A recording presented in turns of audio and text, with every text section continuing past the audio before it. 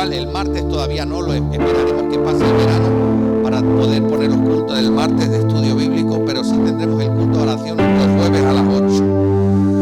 Los sábados ya os iremos avisando, sobre todo los varones, tendremos también la oportunidad de venir a la iglesia e ir haciendo las cosas que todavía nos faltan. Faltan las 2 habitaciones, ordenar algunas cosas, hacer los remates, bueno, poco a poco. Y lo último será pintar. Yo espero que para el día de la fiesta de Navidad de este año podamos tener la iglesia lista. ¿Cuántos lo esperan? No, tenerlo todo listo y también que se den las condiciones también sanitarias para poder celebrar un culto juntos. Amén. Ahora nos dividimos en 2, hay un grupo que viene por la tarde, pero que podamos el día, por lo menos en la fiesta de Navidad, podernos juntar y poder compartir como solíamos hacer. Amén. ¿Cuántos están orando para que se disipe la pandemia esta? Podernos ver bien las caras todos. A mí me sorprendió José, un día que vino, estábamos trabajando esto y lo otro, y fue a beber agua y se bajó la mascarilla y le vi un bigote. Digo, este ha aprovechado la coyuntura para cambiar de look. Bueno, pues que podamos vernos, ¿no? Y expresar. Yo no sé cuántos de vosotros siguen las estadísticas, pero me reafirmo en lo que decía al principio, porque es así los números. Si tú lo miras bien fríamente los números, esto que se está viviendo, que es difícil y a nivel mundial, pero las estadísticas, los números lo que dan es que es exactamente la misma mortalidad que la gripe común. Son los mismos números. Es una gripe. El problema es la contagiosidad. Como se contagia tantísima gente, con que haya un 0 y pico % de mortalidad, ya se dispara. Y si a esto le sumas que los servicios sanitarios no dan abasto y que no hay equipos para todos, entonces ahí es cuando más se complica. Por eso tenemos que orar, amén, para que se disipe en el nombre de Jesús. Amén. Seguir orando. Orar también por los enfermos de la iglesia, por todos, que Dios pueda poner su mano y glorificarse. Y también quería agradecer a todos los que habéis venido, a los que habéis estado colaborando, las hermanas que han estado limpiando, los varones que han estado subidos en cualquier lugar. Pues muchas gracias a todos. No quisiera dar nombres, pero el Señor los conoce. Amén. Y que el Señor os bendiga grandemente por vuestro trabajo y vuestro servicio. Aleluya. Bueno, ¿qué os parece si compartimos la palabra del Señor? ¿Me puedes creer si te digo que ha habido todos los impedimentos habidos y por haber para que podamos abrir? Entonces yo al final dije, mira, me da igual, vamos a abrir. Y si tengo que predicar desde lo alto del andamio, lo haré. Pero vamos a abrir. Así que bueno, le damos la gloria al Señor por eso. Vamos a orar. Vamos a orar. Señor y Padre, venimos delante de tu presencia en esta hora y queremos pedirte por la exposición de tu palabra, sabiendo que esta sí, amén, y que hace aquello para lo que es enviada, Señor. Yo te pido que des fruto, que abunde en nuestra cuenta, Señor, que aclares nuestra mente, nuestro corazón, Señor, y que bendigas todo lugar donde en esta hora estén predicando tu palabra, que tú respaldes a tus siervos y a tus siervas con tu bendición. Te lo pedimos todo en esta hora y te damos gracias en el nombre de Jesús. Y parte de la iglesia dice amén y amén. Bueno, vamos al libro de Primera de Crónicas en el capítulo 4.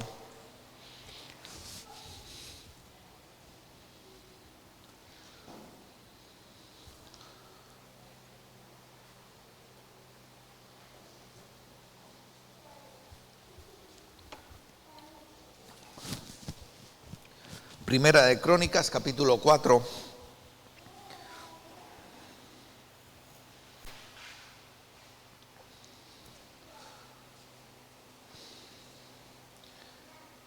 Y leeremos del verso 1 en adelante. Pero antes quería haceros una especie de introducción. Al principio de todo, los libros de las crónicas, o los hechos, era una descripción desde Adán en adelante, ¿no? De las cosas que habían acontecido en el pueblo de Dios, la habían expresado de manera ordenada y demás. Los 2 libros de Crónicas al principio eran uno solo. Fue después que se dividió en 2, Primera y Segunda de Crónicas. y la paternidad le atribuyen el libro a Esdras. Dicen, no, Esdras el escriba fue el que... La mayoría de eruditos se ponen de acuerdo al considerar esto, que seguramente se trataría del autor o por lo menos en su parte más extensa sería él. Bebió de varias fuentes para escribir el libro, ¿no? Primera, segunda Samuel y demás, de los reyes, los escritos de los reyes, y fue el hombre haciendo un compendio más o menos ordenado, como el Espíritu Santo le guiaba, ¿verdad? Porque los santos hombres de Dios escribieron inspirados por el Espíritu Santo.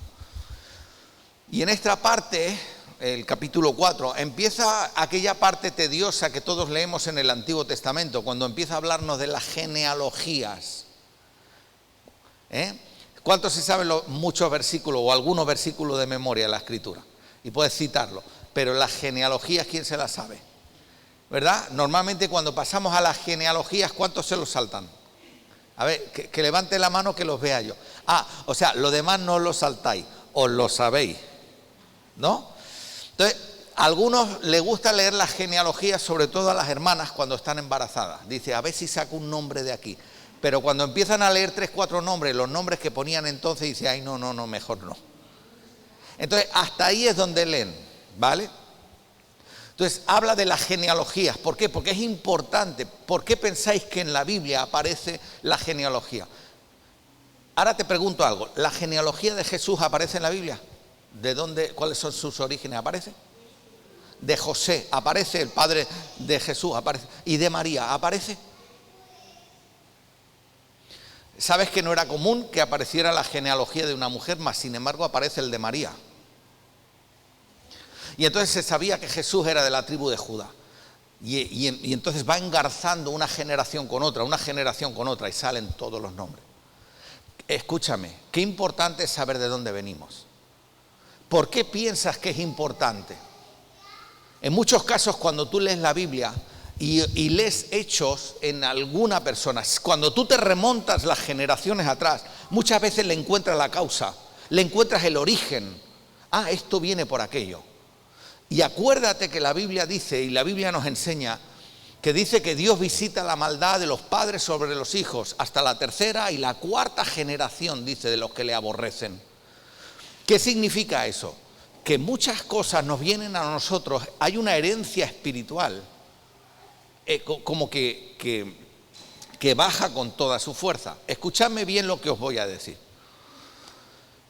Para no poner a nadie, me voy a poner por ejemplo, y disculpadme por eso, pero en mi familia está llena de personas en ambos sexos, tanto por parte de mi padre como por parte de mi madre, con una vida completamente desordenada, que vivían de espaldas a Dios, con unos problemas muy serios, con unas pasiones muy bajas.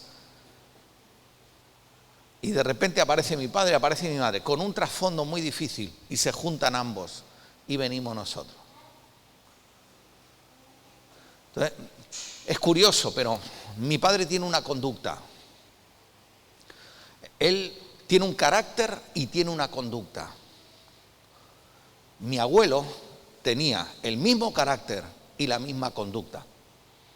Y por lo que mi abuelo me contaba, mi bisabuelo tenía el mismo carácter y la misma conducta. Pero hay un día que viene Cristo y cuando tú te rindes a Él, el Señor toma unas tijeras y corta esa cadena. Entonces tú no tienes que hacer como hacían los demás.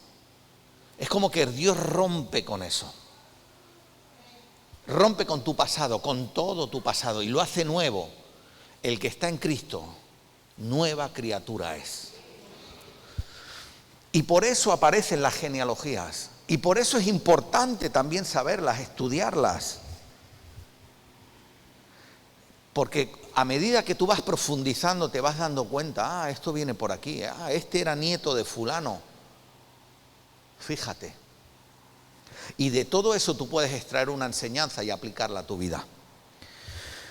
El verso 1 del capítulo 4 de Primera de Crónicas dice: los hijos de Judá, Fares, Hezrón, Carmi, Ur y Sobal. Reaya, hijo de Sobal, engendró a Jaat, y Jaat engendró a Umai y a Laat. Estas son las familias de los zoratitas. Y entonces dice, y estas son el padre de Tam, y va descendiendo. El verso 5, Asur, padre de Tecoa. El verso 6, Nahara dio a luz a Uzam, Ezer, Temeni y Astari. El verso 7, los hijos de Elah, Zeret, Jezofar. Y va describiendo toda la genealogía. Versículo 15, los hijos de Caleb, hijo de Jefone, Iruela y Naam. Y así uno tras otro. Verso 22, y Joacim y los varones de Coseba, Joás y Saraf. Entonces va describiendo, va diciendo, mira, fulano viene de tal sitio, este viene de tal otro, aquel viene de allá. Y lo va describiendo así. Pero hay una parte de esa genealogía de Judá. Está hablando solo de la tribu de Judá, después aparecen los demás, de Simeón y demás. Pero está hablando solo de los hijos de Judá, de los de la tribu de Judá. Y en medio de esas genealogías aparece alguien. Es como que emerge dentro de la historia de la familia y aparece un nombre y sobresale. Como que lo destaca por algo. Fíjate, el verso 9, capítulo 4, verso 9 dice, y Jabes fue más ilustre que sus hermanos, al cual su madre llamó Jabes diciendo, por cuanto lo di a luz en dolor. Jabes significa dolor, significa quebranto o significa incluso secado. No era casual que tuviese ese nombre. Todo obedece a un propósito. Todos los nombres de la Biblia, y más en la cultura judía, cuando le ponían un nombre a alguien, era porque describía a esa persona, era como reflejaba su historia. Y entonces te ponen un nombre porque refleja tu historia. Así, ¿de dónde vienes? Así pues Jesús era Salvador. Moisés, decíamos la semana pasada, era sacado, ¿verdad? Sabemos que el nombre era egipcio, pero también describe lo que era. Y empiezas a mirar uno y otro, y te das cuenta que había un propósito detrás, porque marcaba a la persona, la definía por su nombre. Es más, acuérdate que en la cultura hebrea era común, y en la Biblia, esto aparece en la Biblia, era común a una persona cambiarle el nombre. A veces le cambiaba el nombre, decía, tu nombre nunca más será así, sino será este. Había ocasiones en que le ponían un sobrenombre. ¿Por qué? Porque definía a la persona. Y el nombre era muy importante. Y en este caso dice, y de repente aparece un hombre y dice, su nombre era Jabes. Y dice, ¿por qué se llamaba Jabes? Su madre le puso Jabes, dice, porque lo parió con dolor. Entonces mi pregunta es, a ver, en aquella época no había anestesistas, no te ponían la epidural, no te hacían la técnica esa del parto sin dolor. Todas las mujeres parían, gemían y sufrían. Entonces, de ahí, ¿cuál es la novedad? ¿Por qué le vas a llamar Jabes, te parí con dolor? Entonces se piensa que probablemente porque fue un dolor excesivo. Un dolor tan fuerte que quizá su madre vio peligrar su vida. No se sabe cuál era la causa, quizá el niño venía torcido. No se sabe cuál era la causa, quizá el niño era de esto de 4,5 kilos, 5 kilos, madre menudita. No se sabe. Pero a esa mujer la desgarró. La desgarró a tal punto que seguramente se desangró. Y la recuperación sería muy larga. No había cirujanos expertos como hoy que te cosen y parece que no te hayan hecho nada. No había. Y entonces, cuando tú parías de esa manera, entonces, fue tanto el dolor que sintió esa mujer. Fue tal el desgarro que llamó a su hijo Jabes, dolor. Porque marcaba la historia de ese chaval. Entonces, así empezó la vida de Jabes. Y tú sabes que es por donde quiera que vayas que te recuerden y llamar a alguien, oye, dolor, dolor. Fíjate, ¿eh? Recordándole una vez y otra vez y otra vez y otra vez y otra vez. No fue fácil el inicio, no fue fácil el advenimiento de ese muchacho al mundo, lo que provocó. Pero dice la Biblia, pero se sobrepuso a esto. Fue más ilustre que sus hermanos. Está hablando de todas las genealogías de Judá. De repente aparece uno y dice, mira, y hay un tal Jabes que su madre le puso dolor porque provocó un gran estropicio en su nacimiento, pero este fue más ilustre que sus hermanos, y de alguna manera lo destaca. Todos nosotros estamos encadenados a otros por la genealogía. Todos nosotros tenemos unos orígenes, los conozcas o no los conozcas. Procedemos de una raíz, algunos tienen hermanos, otros no, pero todos tenemos padres, tenemos abuelos, procedemos de algún lugar. Es como una cadena completa. Me ha tocado hablar con 2 médicos estas semanas atrás. Y los 2 médicos me dijeron lo mismo. Mi familia es un desastre. Mi familia es un completo desastre. Y los 2 me dijeron algo que eran además de lugares distintos, procedencias distintas, especialidades médicas distintas. No se conocen entre sí. Los 2 me dijeron lo mismo. Mi familia es un desastre. Soy el único médico de mi familia. Los 2.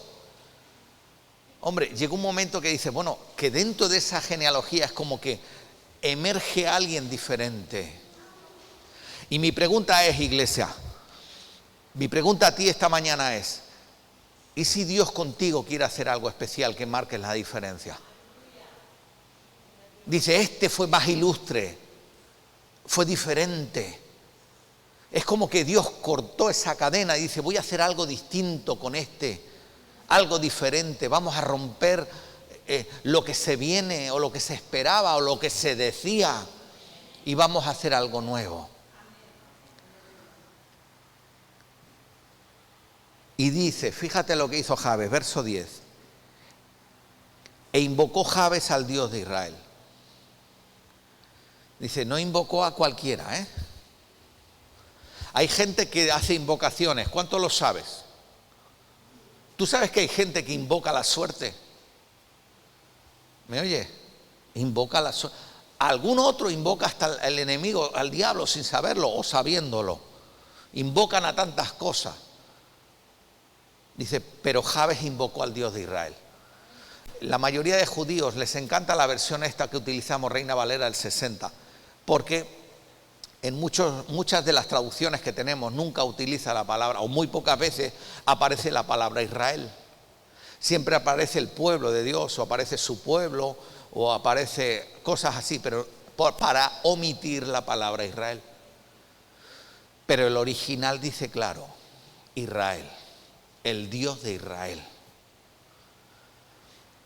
Y dice, invocó a ese Dios, al Dios de Israel, diciendo, y luego dice, hace una exclamación. Esto también es típico hebreo. Cuando aparezca una exclamación, era algo que los hebreos hacían muy a menudo porque quería denotar eso, cuando tú derramas el alma, cuando le pones mucho interés, cuando realmente es algo que a ti te impresiona.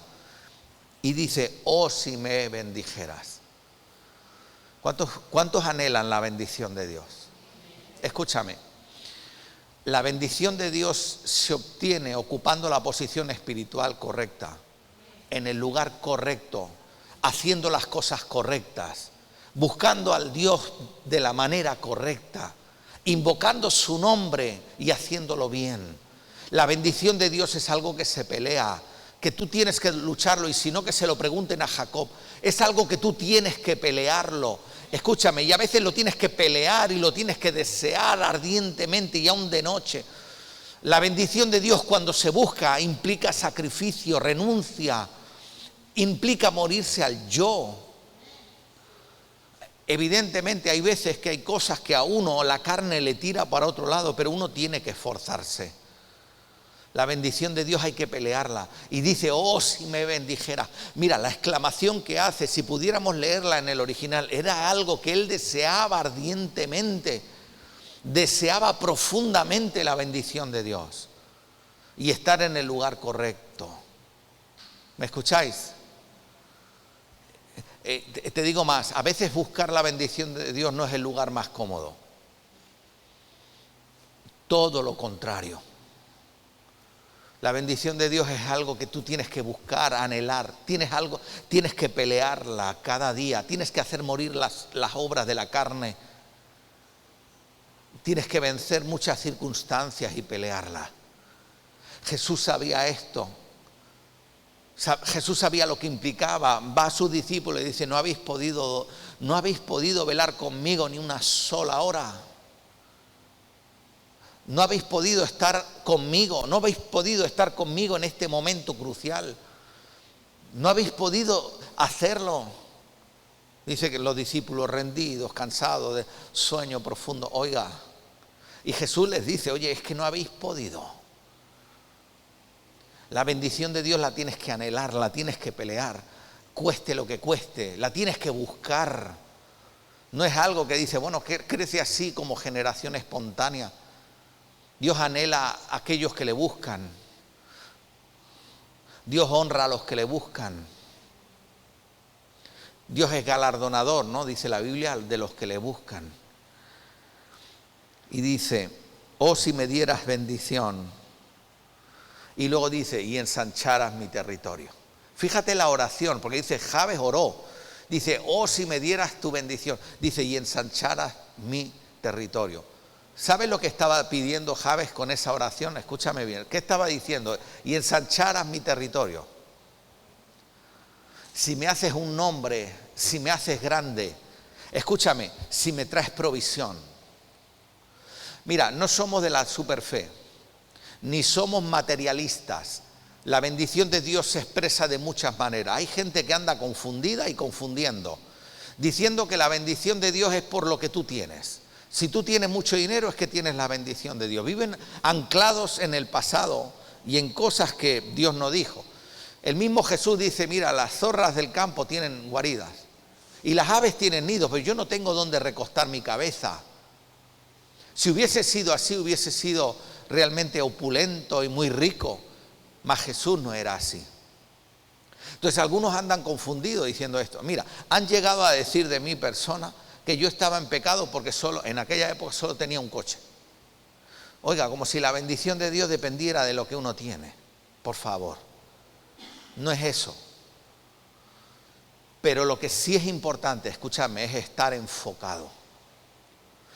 Él oró y le dijo: Señor, si ensancharas mi territorio, si tú me bendijeras y yo tuviese más terreno y más ganado, si tuviese un mejor trabajo, si tuviera más cosas. Escucha, pero todo depende de lo que hay en el corazón, no para mí, no para mi uso y disfrute, no para tener yo, sino para ponerlo a tu servicio, para rendirlo a tus pies. Ay, si tú me bendijeras. Cuando tú oras de esa manera, cuando tú le pides a Dios las cosas de esa manera, Dios escucha tu clamor. No es una oración egoísta, sino una oración que busca bendecir. ¿Me escucháis? ¿Cuántos empresarios conozco que han estado orando a Dios diciendo: Señor, haz de mi empresa una empresa grande, que yo pueda aportar para las misiones, que pueda dar trabajo a hermanos de la iglesia, que pueda hacer cosas? Esa es una oración que Dios escucha y bendice. El tema es cuando uno pide para sí, para tener yo, que tenga mejor casa, mejor coche, mejor esto, mejor lo otro, y nos olvidamos de la obra de Dios y de los demás. Y Jabes oró diciendo: si ensancharas mi territorio. ¿Cuánto le gustaría que Dios les bendiga así? Y que puedas escribirte, escúchame esto, acuérdate esta frase, y si no, que los jóvenes algún día la hagan en la camiseta y se las pongan. Tú tienes que poner: bendecido para bendecir. ¿Me escuchas? Bendecido para bendecir. Y dice: ensancharas mi territorio, y si tu mano estuviera conmigo. ¿Cuánto le gustaría que la mano del Señor esté con uno? Que todo lo que hagas, lo que toques, lo que emprendas, sea impregnado por eso, que la presencia de Dios vaya contigo a todo lugar. Dice, si tu mano estuviera conmigo. Es como cuando ves a alguien, dice, oye, mira, este hombre tiene la bendición de Dios, o esta mujer tiene la bendición de Dios. Tiene como una cobertura especial a su alrededor. Dice, si tu mano estuviera conmigo. ¿A ti no te ha pasado ir a lugares y que la gente diga, oye, tú tienes algo diferente, te veo algo distinto? ¿Qué es lo que es? Hace años recuerdo cuando un hermano, y además muy tocado por el Señor, mucho, él era bombero en Granada. En una estación de bomberos de Granada, él tenía su puesto allí de funcionario y realmente el hombre se ganaba bien la vida, una buena profesión, un reconocimiento social. Era un hermano de la iglesia y además era un hombre muy querido. Entonces cuando estaban de guardia allí con los bomberos, él muchas veces no tenían cosas que hacer. Los bomberos están allí esperando que les llegue una llamada de emergencia. A veces en la mañana, la tarde, la noche tienen que estar allí. Y a veces pues están o preparando los camiones o revisando protocolos o haciendo cualquier cosa o esperando que el teléfono suene para salir de emergencia, ¿no? Entonces, bueno, eso es común, no es que esté diciendo nada malo. A veces pues tienes ratos muertos, se ponen a contar chistes, el otro juega las cartas esperando que alguien llame, haciendo crucigramas, no sé. ¿Sabes lo que hacía este hermano? Se iba al cuarto y se ponía a orar. Y se ponía a buscar a Dios en esos ratos que él tenía libres, a orar. Y él cuenta, y además yo lo vi, ¿sabes aquellas personas que cuando lo notas tan lleno de Dios en la mirada, en la expresión del rostro, lo notas diferente? Y dice, ¿este de dónde vino? Y entonces dice que cuando salía del cuarto lo miraban todo y se le quedaban asombrados mirando y decían, oye, ¿tú de dónde has salido? ¿Cómo el rostro lo tienes así? Parece que te brille. ¿Te acuerdas Moisés cuando tuvo el encuentro con Dios y bajaba y decía, cúbrete? Porque no podían aguantar el mirarle de la presencia de Dios que le acompañaba. Dice así, fíjate, él oró y dice, si tu mano estuviere conmigo. Y luego dice, y me libraras del mal. Dice, y me libraras del mal para que no me dañe. Esa era la oración de Jabes. Si tú estuvieras conmigo, Señor, y si tú me libraras del mal y que no me dañe, que nada me dañe, que me guardes de todo peligro, de toda situación, Señor, que me guardes de todo aquello que pueda atentar contra mi vida. Y fíjate, dice, y le otorgó Dios lo que, ¿qué dice? Pidió. Mira, en medio de las genealogías de Judá aparecen todos esos nombres y de repente aparece Jabes, en el medio. No hay más referencia de Jabes, no se sabe. Simplemente esos 2 versículos, no aparece más, no hay más. Y aparece en medio de esa genealogía de tanta gente con esos nombres tan raros que no los pueden ni reproducir. No le llame a un hijo suyo así. Y aparece uno, y aparece otra familia, y de repente rompe Jabes y aparece en esa historia y dice, mira, y su madre le puso así porque cuando nació casi la mata. Dice, pero ese hombre oró a Dios. Y le pidió. Y le dijo, ensancha mi territorio, que tu mano esté conmigo, que me guardes de todo mal, que nada me dañe. Oh, si me dieras tu bendición, Señor. Y dice la Biblia, y Dios le oyó y le otorgó lo que le pidió. Esa es la diferencia. No hay más. Eso es lo que nos hace diferentes, iglesia. Lo que a ti y a mí nos hace diferentes. Cuando somos capaces de venir delante del Señor, sobreponernos a todas las circunstancias. Mira, por lo que se deduce, la mayoría de eruditos dicen, bueno, hay cosas que son extrabíblicas, no se pueden decir, pero se pueden intuir a través de los nombres y el sentido de las frases, sobre todo del original. Pero lo que viene a decir es que la vida de este joven fue marcada desde niño, que no empezó bien, pero que se fue enderezando y enderezando y enderezando hasta que la bendición de Dios lo alcanzó. Entonces, no es ajeno a nosotros, y eso está puesto allí para que nosotros aprendamos de eso y podamos aplicarlo igual. Y si Dios escucha nuestra oración,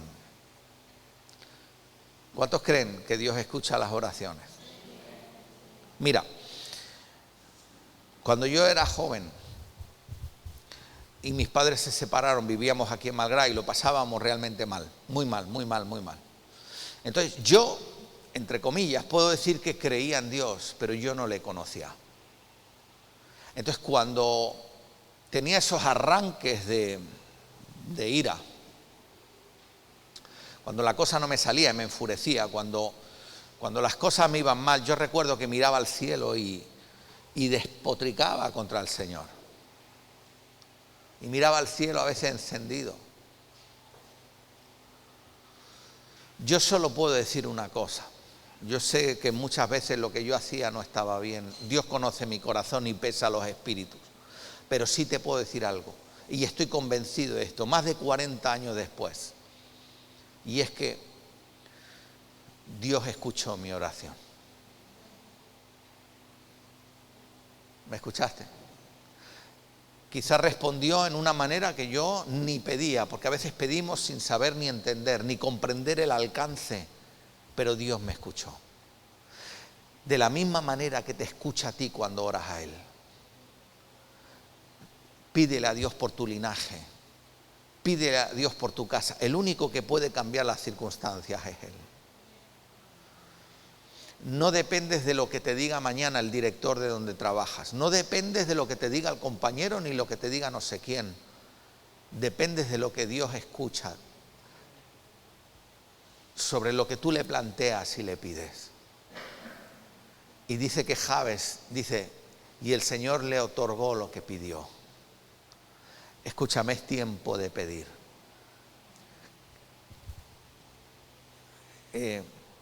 Dice la Biblia que David pidió también varias cosas al Señor. Una, estar en su casa todos los días de su vida.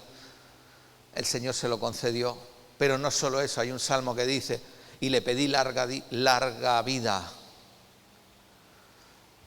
Y dice la Biblia que David murió anciano y lleno de días. Tantos peligros, tantas veces su vida pendiente de un hilo, tantas circunstancias, y Dios lo sostuvo. Dios escucha el clamor de su pueblo, amén. Que Dios bendiga a cada familia, que Dios bendiga a tus hijos, a los hijos de tus hijos, que Dios bendiga tu linaje, tu estirpe, que Dios te bendiga al entrar y al salir en todas las cosas, que bendiga las cosas que tú tocas, por las que pides, que Dios te muestre su favor, que su presencia sea notoria, que haga la diferencia, que Dios te sostenga. ¿Me escuchaste? Que Dios te sostenga, que haga cosas increíbles. Aleluya, para su gloria, amén. Hace poco hablaba con una persona que tuvo un problema cardiovascular muy serio, muy serio, muy serio. Es una persona con mucho tesón y con muchas ganas de luchar y de vivir.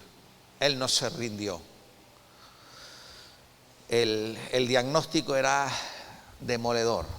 Este chico tenía que haber quedado postrado en una cama, y es joven, postrado en una cama, pero él dijo no, de ninguna manera no. Y entonces se esforzaba y se esforzaba y se esforzaba. Lo llevaron a clínicas especializadas. Y cuando iba el terapeuta le decía, bueno, intenta bajar la escalera esa, pero con mucho cuidado y agárrate bien. Y él le decía, esta mañana bajé 20 veces.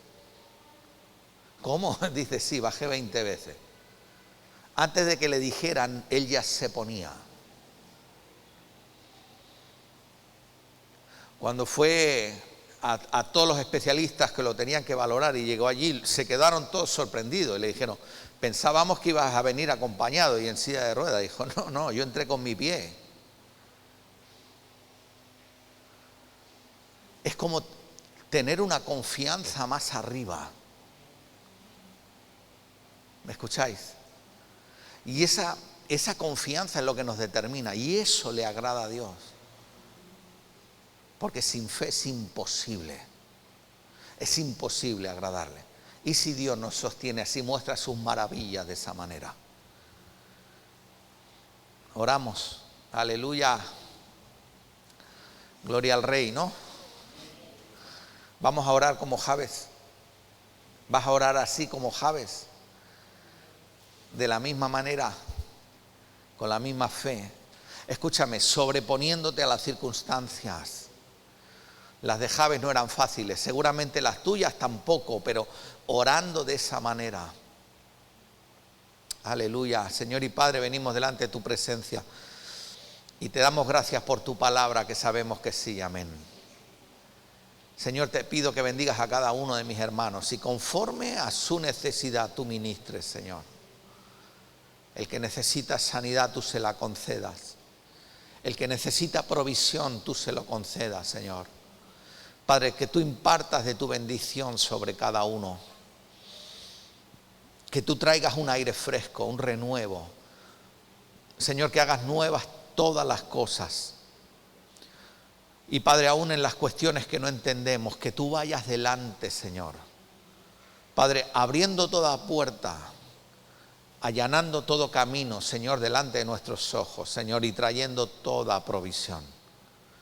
Oh Padre, te lo pido en esta hora, creyendo que tú haces más. En el precioso nombre de Cristo Jesús, y parte de la iglesia dice amén y amén. El jueves más, Dios mediante. Que el Señor os bendiga. Amén. Aleluya. La próxima vez que nos veamos, mira que me he quedado con las caras de todos. Os voy a preguntar, mi pastor en Panamá hacía eso, te llamaba delante de todos y te hacía recitar un versículo. Te voy a llamar delante de todos y te voy a hacer que me recites la genealogía de Judá. ¿Te parece bien o qué? Que el Señor os bendiga. Amén.